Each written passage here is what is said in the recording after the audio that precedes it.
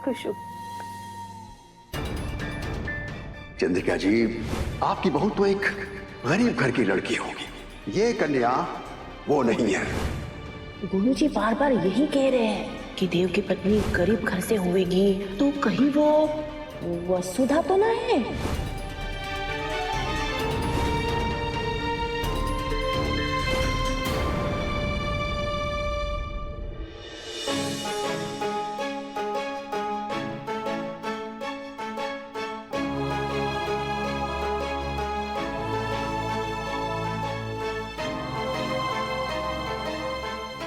चंदा, शादी के इतने सालों बाद आज पहली बार ऐसा लग रहा है कि मैं अपनी चंदा को पूरी तरह से समझ नहीं पाया।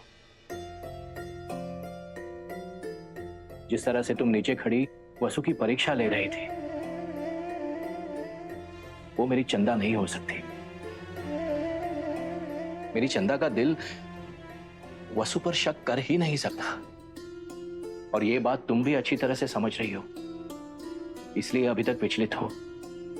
चंदा, सच कहूं तो आज पहली बार तुम्हारे चेहरे पर मैंने डर और बेचैनी देखी। मैं जानता हूं कि तुम अपने देव से बहुत प्यार करते हो, पर मैं ये भी अच्छी तरह से जानता हूं कि सिर्फ सारिका और गुरुजी के कहने पर, उनकी बातों में आकर तुमने वसु की परीक्षा नहीं ली। सही कह रहा हूं ना मैं? हम माँ हैं और माँ होने के नाते हम अपने बेटे की जिंदगी के साथ खिलवाड़ होने नहीं दे सकते। लेकिन चंदा, तुमने वसु की सच्चाई पर शक किया। वो वसु जो अपनी देवी हुकुम की भक्ति और सेवा के लिए जी रही है। सा, हमें देव और वसुधा की दोस्ती से कोई आपत्ति नहीं है, क्योंकि हमें मालूम है कि दोनों को अपनी मर्यादा पता है। देव में हमारे और वसुधा में हनुमंत के संस्कार है। लेकिन इन सब के बावजूद हमें देव और वसुधा के बीच एक अलग तरह की बढ़ती हुई नजदीकियां दिखाई दी। इसलिए हम बस तसल्ली करना चाहते थे कि वसुधा के मन में कोई और बात तो नहीं। लेकिन चंदा, सा, हमें पता है वसुधा इस घर में सबकी लाडली है। वो हर तरह से गुणी है, घरेलू है, संस्कारी है, लेकिन इन सब खूबियों के बावजूद हम उसे देव की पत्नी के रूप में स्वीकार नहीं कर सकते। हमें देव के लिए एक ऐसी पत्नी चाहिए जो हमारी जगह ले सके, हमारा घर कारोबार दोनों ही संभाल सके। और ये सारे गुण हमें मेघा में दिखाई दिए, और इसलिए गुरुजी की हाँ ना होने के बावजूद। क्या हुआ सारिका? उसे बाहर निकालो, उसे बाहर निकालो। किसे बाहर निकाले सारिका? वही जो काली चुड़ैल कमरे में घुस गई है ना, उसे बाहर निकालो। सारिका, तुम्हें जरूर कोई गलतफहमी हुई है। भला तुम्हारे रहते हुए यहाँ चुड़ैल कैसे घुस सकती है? मैं क्या झूठ बोल रही हूँ क्या भैया जी? सच में इस कमरे में एक भयानक चुड़ैल है। काकू, काकी से कह रही हैं तो चुड़ैल होगी।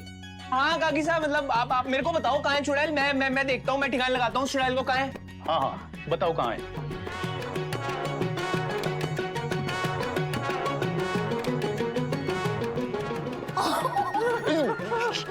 तुम सबने अभी भी मजाक सोच रहे हैं कि? तुम एक बार मेरे साथ आओ। आओ सारिका, आओ। अरे मारे को हार्ट अटैक से मरना है क्या जो मैं उस चुड़ैल के पास जाऊं? अच्छा ठीक है, तुम एक बार उस चुड़ैल को पहचान लो ताकि हम उसे पकड़कर तुरंत उसे घर के बाहर निकाल सकें। आओ आओ। हाँ, आराम से आराम से। आंखें खोलो। अरे खोलो, देखो सामने।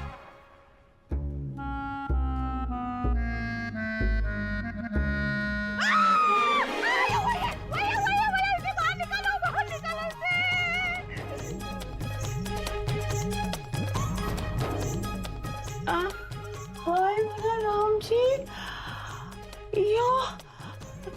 यो मैं हूँ। हाँ, हमारी ऐसी हालत कर दी है। सारिका, ये तुम्हारे अपने खुद के कर्मों का फल है, और याद है ना, भाभी सा के अगले आदेश तक तुम्हें ऐसे ही रहना है।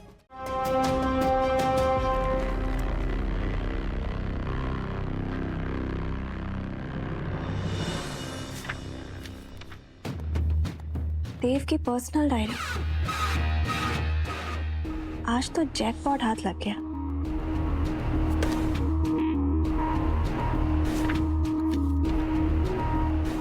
ये आंखें हैं या कहानी जिन्हें एक बार देख लो तो अक्षरों की तरह दिल पर छप जाती हैं। ये आंखें हैं या कहानी जिन्हें एक बार पढ़ लो तो इंसान डूबकर भी तर जाता है।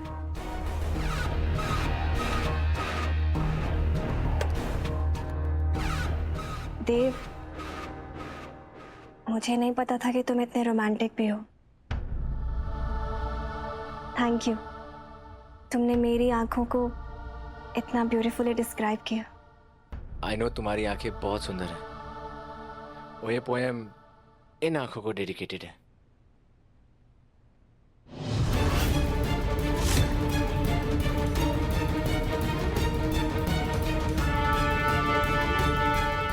ये आंखें किसकी है?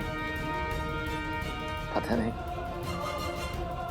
पता नहीं, और बिना जाने कि ये आंखें किसकी हैं तुम इसके दीवाने बने घूमते और इसके लिए पोएम भी लिख दी। लुक एट दिस, ये देखो, मैं तुम्हारी होने वाली बीवी हूँ और मेरे लिए क्या है? ये खाली पन्ने। आई एम सॉरी मेघा, तुम्हारा नाराज होना जायज है। जब से हमारी शादी फिक्स हुई है मैंने तुम्हें छोटा सा गिफ्ट भी नहीं दिया है। हाँ बताओ, तुम्हें क्या गिफ्ट चाहिए?